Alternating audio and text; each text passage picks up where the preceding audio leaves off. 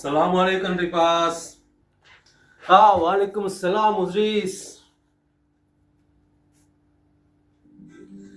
Ini Ripas என்ன செய்தியா? எப்படி தொழில் வாய்ப்பெல்லாம் கிடைச்சா எப்படி?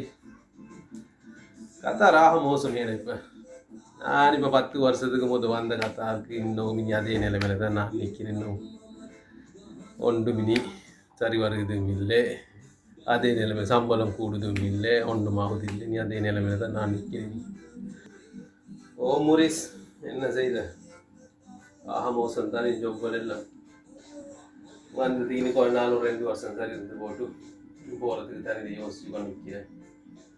அங்கே உள்ள குட்டிகள் கொஞ்சம் அரியெல்லாம் கூப்பிட்டு வந்து கொண்டு நிற்கிறீங்க. என்ன செய்யும்? அவங்களுக்காக வேண்டியது வந்து கஷ்டமான்றது. நீ ஒழுங்காக ஒன்றும் செட் ஆகுறதில்லை. நீ பார்ப்போம் இன்ஷா அல்லாஹ். இப்போ நீ பள்ளிக்கு போய் இன்னைக்கு வெள்ளிக்கிழமையா லீவு கொஞ்சம் நீ டிவியை பார்த்துட்டு நிற்கிற. நீ ஓம்டாரி பாஸ். இப்போ நான் வந்து தான் இப்போ ஒன்று டிவி போட்டுட்டு இருந்தேன். டிவி சத்தம் வெளியே கேட்குது. நீ பள்ளிக்கு போகிறோ இல்லையோ சரி தெரியாமல் தான் நான் இது வந்த பார்க்குறதுக்கு. நீ டிவி ஆஃப் பண்ணி போட்டு வா வேண்டாம். அப்போ பள்ளிக்கு எங்களுக்கு தான் தொழில் வாய்ப்பு ஒன்றும் செட் ஆகல. நீ அதில் சரி வந்து மச்சான் நன்மையை கொஞ்சம் தேடி கொண்டு அதில் சரி பறக்கத்தான் இருக்கும். வாவி ஆஃப் பண்ணி போட்டு போம்.